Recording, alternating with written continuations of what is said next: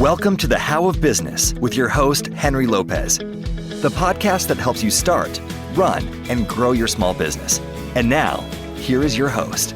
This is Henry Lopez, and welcome to this episode of the How of Business. My guest today is Ruth Soukup. Ruth, welcome to the show. Thanks so much for having me. It's great to be here. Looking forward to it. This is a topic, of course, that's relevant to everybody. And in fact, I think it's the biggest reason why people don't take that leap of jumping into starting their first business. And even as existing business owners, what holds us back from growing and expanding and doing the things that we need to do to build our business, and that's fear. All fears are not created equal. So we're going to look at it a little deeper than just fear at a high level. And so by identifying the specific types of fear, you can experience a better ability to address those fears, to overcome those fears. And that's what I loved about this topic and why I wanted to have Ruth on the show. So let me tell you a little bit more about Ruth, and then we'll get into it. Ruth Soukup is a New York Times bestselling author, and she's dedicated to helping women overcome fear and create a life that they love. Through her blog, Living Well, Spending Less, which reaches more than 1 million women each month, she encourages her readers to follow their dreams and reach their goals.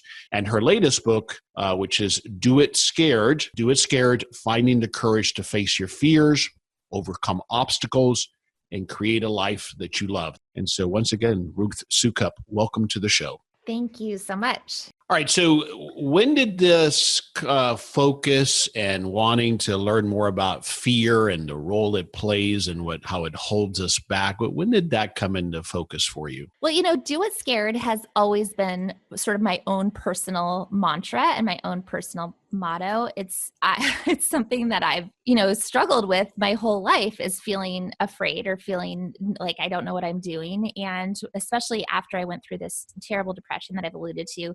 And I've pretty much at 23 or 24 years old thought my life was over, thought I had ruined my life forever. I had filed for bankruptcy at that point. I had gotten divorced. I had dropped out of college. I had really lost all my friends and didn't even know how to even have a life from there. And so I started basically slowly putting back the pieces of my life. And it was one step at a time. And every step of the way, it was do it scared, do it scared, do it scared. And I felt like starting my business was the exact same thing. Every step of the way, it was okay, you don't really know what you're doing, but it's okay. It's okay to be scared. Just do it scared, do it scared, do it scared. And taking risks and trying new things. And the whole idea behind do it scared is not that you don't ever feel afraid, because we all feel afraid. It's that you take action even in the face of fear, and you continually take action, because ultimately action is the antidote to fear. And then what encouraged me or inspired me to write the book is actually that I've noticed that fear is such a huge part of so many people's lives. And it is the thing. I mean, you talk to business owners here on this podcast, and you probably see it all the time. It is the thing that holds us back. And sometimes we don't call it fear. Sometimes we call it anxiety. Sometimes we call it feeling stuck. Sometimes we call it feeling overwhelmed or being too busy, or any other number of names or excuses that we can come up with. But underneath it all, there's this fear. And I noticed it coming up so often when I would talk to the people in my community, both at Elite Blog Academy and at Living Well, Spending Less. And it just made me want to dig deeper. And I started asking questions, and that sort of unleashed this whole research study that we did. We surveyed more than 4,000 people on the role of fear in their lives. And it was so much data that we had to hire a whole team of researchers. And what ultimately came out of that was just it was incredibly fascinating, but it's been so valuable for so many people. Yeah. No, I couldn't agree with you more. And this is why I was so excited to have you on the show, Ruth, because I, of course, couldn't agree with you more that that's what holds us back. And then specifically, and I often use that very word, courage. Courage is not about not having fear. It's about having fear, but nonetheless taking a step forward, doing something. Yes. And in doing so is where we develop confidence that then allows us to continue to do more things, right? So that's why it's resonated with me so much. But then what I really loved about it that I want to get into, and of course this is what you cover in the book, and we're just going to touch on some highlights, is you've taken it and broken it down even further, which really helps us with that taking those first steps, that action. So I'd like you to start by introducing the 7 fear archetypes, and then we'll go from there, just at a high level, if you could introduce that concept. Oh, for sure. So the really big thing that we discovered in doing all this work was that fear is not the same for everyone. The way that we experience fear looks actually very different for all of us, but there are some very distinct patterns, which we call the 7 fear archetypes.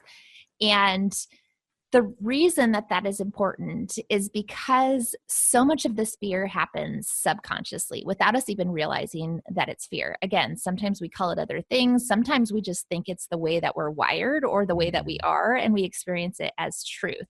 And so understanding your fear, your specific fear, and the unique way that fear is playing out in your life is so essential, because that's the only way that you can start to overcome it. You have to make it not be subconscious anymore. Yeah. So if I can interject, it's such a great point though you make there, Ruth, is I think sometimes people think, oh, those people who do businesses, they're just fearless, but that's not the case at all. Absolutely. And fear looks very different for each one of us. And so people that appear fearless, and we'll talk about that in a second, I'll go through the 7 fear archetypes, but even people that appear fearless actually have a different type of fear. It's just manifesting in a different way. So the 7 fear archetypes, I'll run through them really, really fast just to give a point of reference.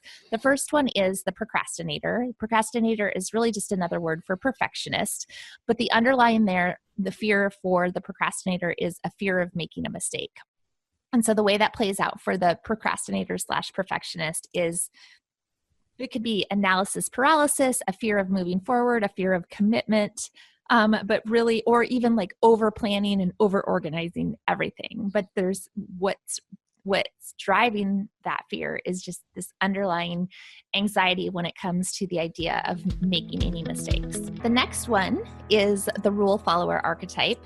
And for the rule follower, the underlying fear there is this sort of unhealthy fear of authority. So we probably all know a rule follower, somebody who always reads the instruction manual. And I would guess, have you taken the assessment? I did. Yeah. I was gonna say that here. I did take the online assessment and encourage everybody to do so as well. I'm curious what yours was. So when I first looked through the summary of it, I thought I checked off the procrastinator and the outcast. Okay. The assessment categorized me as an outcast. Gotcha. That makes sense. A lot of entrepreneurs are outcasts. So I'll get to that one in a second. So the rule follower is, just very afraid of stepping outside the lines, likes things to be very laid out, likes there to be a specific system or process for things, and has this almost like sort of vague feeling that somebody somewhere is going to crack down on them if they don't get everything right. And then the people pleaser is really the underlying fear of being judged or what other people think of them. So a good way to look at the difference between a procrastinator and a people pleaser is that the procrastinator fears making a mistake, while the people pleaser also doesn't want to make a mistake, but they are more afraid of what other people would think about them if they made that mistake. Yeah. And then there's the outcast, which is yours. It's also mine, so you're in good company. So yeah, it's the 4th most common overall for the general population, but it is probably the most common for entrepreneurs and business owners. And really, what the outcast fears more than anything else. It's the most ironic of all the 7 archetypes, because on the outside, you can actually appear to be a little bit fearless and to appear like you don't care what anybody thinks, but really that's a protection mechanism, because the outcast fears rejection. And so often the way that will play out for the outcast is to reject others before you can be rejected in return. Yeah. And just to add to that, since I fall more into that category, and again, I think even within a category, obviously there are nuances, certainly. Yes. What you're putting forward here is some generalization so that it helps us further identify, and then we can work on overcoming that now that we know a bit more about the type of fear that is holding us back. But for me, it's that rejection from people that I know well and trust and respect, not, the public at large. Yes. And of course, a lot of it comes to, which we won't get into here, my issues with my father and not getting enough, in return from him and acknowledgement. But it's also because I look at things from an entrepreneurial perspective as creating things. And so when I create or build a business, it's a personal expression. Just like it is, I'm sure, when you write something or when you just wrote this book, you're putting a piece of you out there that you are afraid might get rejected. Yes, very much so. And that's very different than people pleasing. So outcasts, there can be, and of course these are all on a continuum, and most people have one or two that are most prevalent, but you can have more than one or two that are prevalent, and they all interact and work together to kind of make up your own fear fingerprint. So if you find yourself relating to more than one, that's definitely a possibility.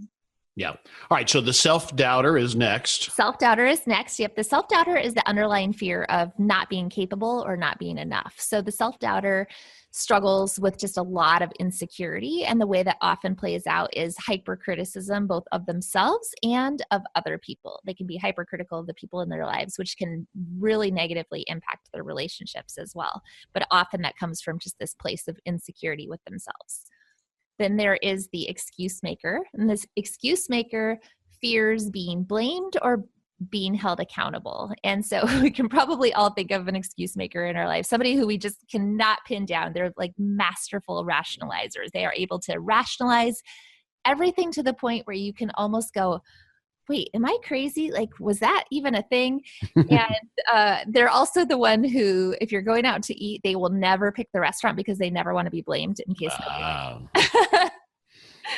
And then the final one is the pessimist. And the pessimist is usually somebody who has experienced a lot of hardship or sometimes trauma or tragedy in their life. And it's brought them to a place of where the underlying fear there is a fear of more pain or adversity. And so it gets them to a place where they're stuck and feel like, why should I even bother? Because I'm just going to get hurt again. I need to like close in and protect myself. Yeah. All right. Well, so thanks for introducing that. And again, the book gets into the detail and other things that you offer, other services you offer that we'll get to.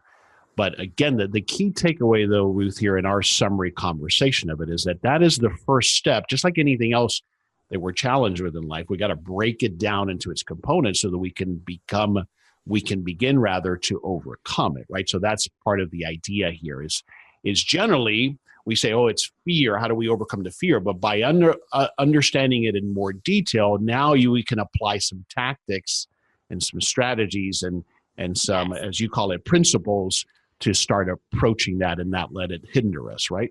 Yes. Oh, exactly. So once you have the diagnosis, then you can start working on the cure. Because again, you're bringing it out into the light. All these thoughts that were happening subconsciously are now happening consciously, and then you can start to do something about them. And so exactly what you said, the next step is to start working on those thoughts and replacing those negative thoughts or those thoughts that were happening with a more positive set of core principles or core values that I call the principles of courage. Right. And there's quite a few of them, obviously, in the book. I just want to interrupt here. There's a couple that stood out to me that I wanted to ask you about. Okay. In the essence of time. One is always own it, as you say, because you are in complete control of the choices you make. So that one stood out to me because it's one of my big things that I focus on and I help others with is to become successful in business, you have to be accountable. You have to be responsible. So talk to me about that one, because that one really stood out to me. It is so, so true. And also the most empowering and freeing thing that you will ever do, I believe, as a business owner and as a human being, is to take complete ownership over everything that happens to you. And it's something, I really work to drive into my kids every single day. It's like so much to the point where they like roll their eyes and repeat it back to me all the time. Mommy, you're in control of your own choices, because that's what I say. Like, you can't control what happens to you. You can't control how people treat you. There's so much in your life that is going to be out of your control, but you always get a choice about how you respond and what you do next. And so own that part. And when you do, it's freeing because you know that you don't have to really depend on anyone else for your happiness or for your success. You get to be in control of that. And it's also very easy to blame others and circumstances. And yes, there's no doubt that things like you experienced happen to us or we experience. that create challenges, but we do have mostly the capacity to overcome those things and stop blaming others for our challenges, if you will. Absolutely. Absolutely. It's so, so, so important. All right. The other one that is curious to me is balance is overrated, you say, because everything is important, or if everything is important, rather, then nothing is. So talk to me about that philosophy. Yes. I've worked with so many women, and I do a survey every year of my audience. And one of the things that I always ask is, what's your goal for the year? What's your word of the year that you're going for? And without a doubt, the top answer is always balance. We have this idea that balance is like the ultimate goal for us, that we should be striving for it, that we should always be going after it. And that if we're not perfectly balanced in all areas of our life, if we don't have this work-life balance thing, like all perfectly figured out, and our house isn't perfect and our business isn't thriving and all of the things aren't going right, then somehow we're failing at all of them. And so we drive ourselves crazy feeling like we're failing when the reality is that we're not really called to balance as humans, I don't think. My personal opinion is that we are called to purpose, and it is your job to do a mediocre or subpar job in some of the areas of your life that you don't care as much about, so that you can do great work and change the world in the other places, in the other parts of your life. Like nobody can do everything. And so if you can give yourself permission to not be good at everything and to do some things badly so that other things can be great, that's okay. And that's actually like one of the most empowering things that you can ever do.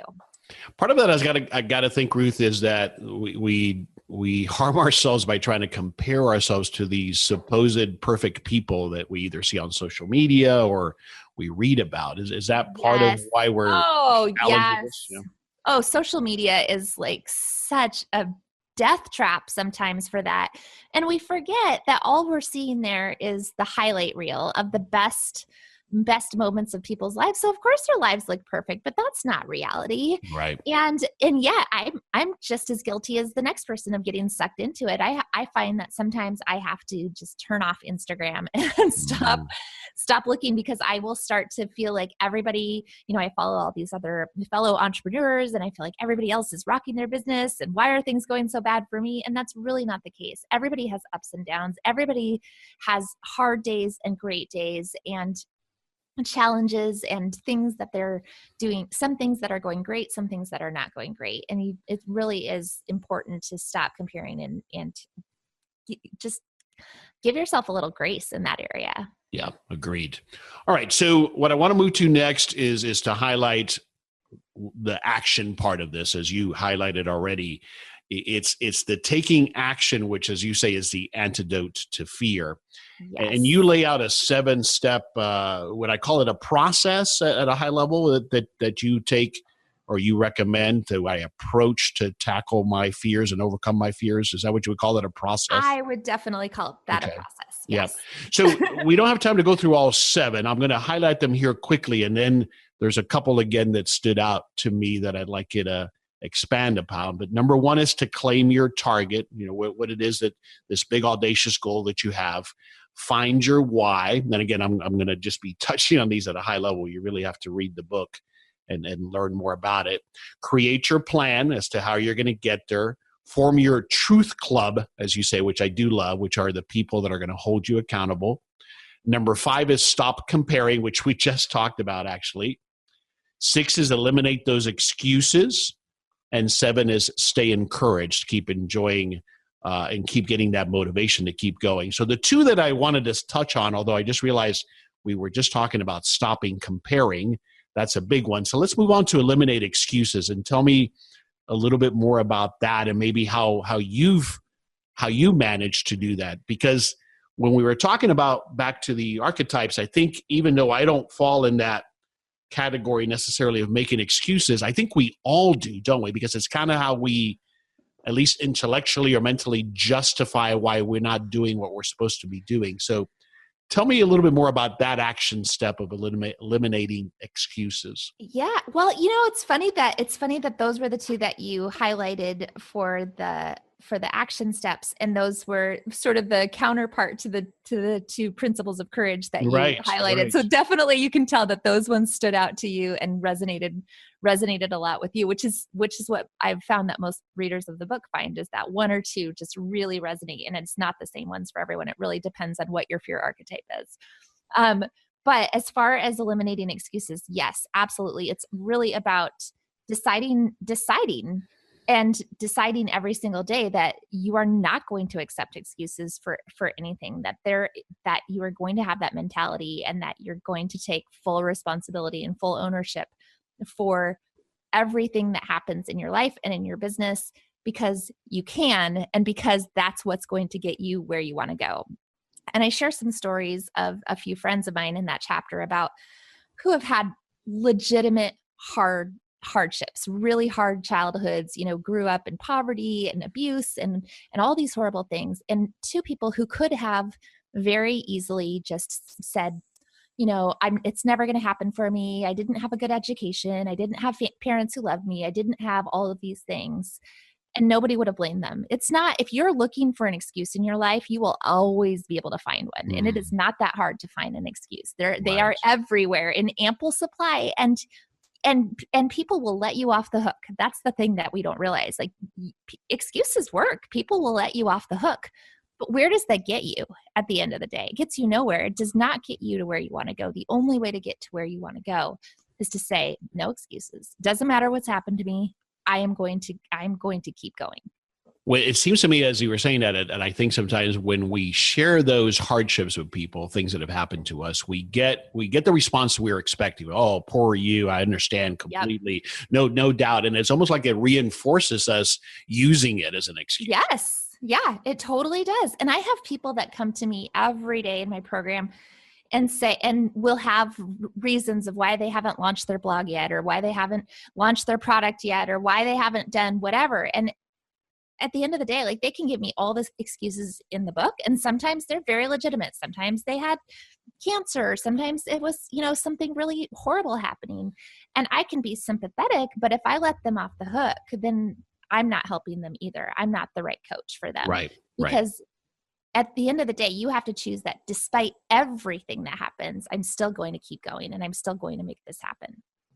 An excuse that I often see myself using and that I hide behind, and I see now more where it's really a manifestation of fear, is that I need to learn more. I got to do more analysis. I got to put together a better pro forma, right? Oh, spoken like a true procrastinator. Of course. Yeah. Yeah, that is the ultimate procrastinator / perfectionist excuse, because there's the constant need to plan and to do a little bit more research and to get a little bit more prepared.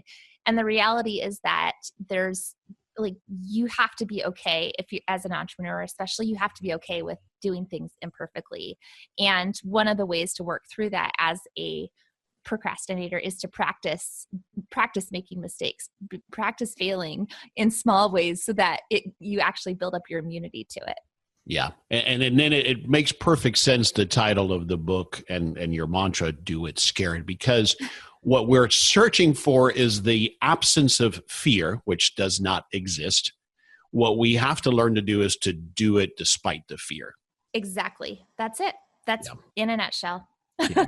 Wonderful. Oh, I can keep talking about this forever, obviously, but we'll start to begin to wrap it up. And again, the book is fascinating, and it's something you must read. And the assessment is free. So tell me a little bit about that, and also the services that you offer beyond the book and the types of clients that you look for. Summarize that for us.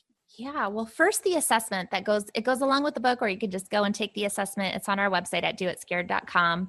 And it is free to take the basic version that gives you your top archetype. And then there's also a premium version, which right now you can get the premium version when you purchase the book and get our book bonuses. So that's a really great way to do it. Because I think the premium assessment is normally $15, and the book on Amazon right now is $14.99. So save a penny and get free stuff. What's better than that? It's living well and spending less. That's right. But my business overall is really dedicated to providing practical solutions for home and business to help people create a life they love. So we do that primarily in 4 different areas now. We have our lifestyle division, which is living well, spending less, as I talked about before. It's really about providing solutions for the home, just things to help you spend less time doing all the stuff that you have to do, so there's more time and money to do all the things that you want to do. Then there's business. I help people create successful online businesses through my program, Elite Blog Academy. And I have over 11,000 students in 60 countries worldwide. I teach a very step-by-step process. So I have found that rule followers really do well. If you find out you're a rule follower and you need a process to follow, you'll do really well in the program. And I have a planner company called the Living Well Planner. And I teach a time management system called Think Big, Plan Small. And then finally, the motivation arm of our company is Do It Scared, which we talked all about today. That's right. So if you go back now and we think about, from your personal perspective, personal characteristics that have led to your success, we've touched on some obvious ones: your determination and persistence, that being driven. Once you get onto something, you don't let go, sometimes even to your detriment, until somebody says, hey, let go, Ruth. And there's that independence, right? It seems like from early on, you had that need to be independent. You worked through college. You said yourself, you're not a quitter. Is there any other 1 or 2 characteristics that come to mind that you think have been key to your success? I'm competitive. So focus is my top strength. Competition is my number 2. And I'm not competitive necessarily in a way that's like, I want to beat everybody else. I'm competitive in a way that I want to beat myself. Like, I want to win. I find myself saying that a lot of times. In fact, to the point where sometimes my husband will say, okay, honey, now, like, what is winning right now? You have to actually define that so you know when you've won. But I always have this, and that I think helps my drive, because I always have this desire to win. And also my children and my husband are very competitive too. So game night in our family is like very cutthroat. I can imagine. Okay. Well, good. That makes sense. Thanks for sharing that. All right. So we've talked about your book, which again is Do It Scared. The full title is Do It Scared: Finding the Courage to Face Your Fears, Overcome Obstacles, and Create a Life That You Love. And that's available now. You can find it on Amazon. Is there another book, especially in light of what we've talked about, that you've read recently or in the past that you would recommend? Yes, I am such a voracious reader that I have a hard time narrowing it down to recommend only one. So if you want multiple recommendations, I'll give you those 2. But right now, one of my favorite books that I've read recently, and it was so good, and it actually connects really well to this issue of fear, is by my friend Todd Herman, and it's called The Alter Ego Effect. And it's just such a good way of thinking about how you can push past fear by basically creating an alter ego for yourself. And it's so practical and helpful. And I just found it like such an incredible book. I've recommended it to so many people. And I've also used some of those same strategies that he talks about in the book, even with my kids. My daughter was having, trouble at school with some bullies, and I gave her a few tips from the book, and it was just really, really, really helpful. Wonderful. Great recommendation. Thanks for that. We'll have links to that as well as to Ruth's book on the show notes page for this episode at thehowofbusiness.com. All right, let's summarize it here, Ruth. What's one thing you want us to take away from this conversation we've had about fear and overcoming fear? Really, that it's possible, that fear doesn't have to hold you back, that if there is something and some reason that you're not moving forward, if there's something in your business where you feel stuck, or if you haven't started your business and you're just trying to work up the motivation and the courage, that know that there is actually an answer. There is something underlying there that is the thing that is probably holding you back. And it is as simple as naming it and identifying it, because then you can do something about it. And so take the assessment, just find out, diagnose yourself, and then you can start working on the cure. Yeah, I agree. And that's what I liked about this so much, is that it breaks it down, because I think also what consumes us, and again, is another manifestation of fear, is that overwhelm, as you mentioned at the beginning. And if we have now a formula, as you spell out, to break it down, I can take those small steps at a time to overcome my fear, is the way I look at it. Exactly. All right. Where would you tell us again? Where would you like us to go online to find out more? Yeah, go straight to doitscared.com. That's the easiest website to remember.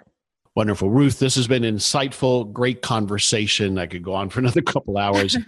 Hopefully I can talk you into coming back at some point again. But Sure. thanks for sharing and for being with us today. Thank you so much for having me. It was so great to be here.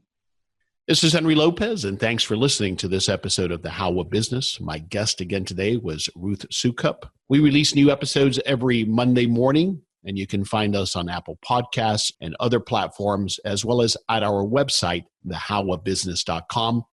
Thank you for listening to The How of Business. For more information about our coaching programs, online courses, show notes pages, links, and other resources, please visit thehowofbusiness.com.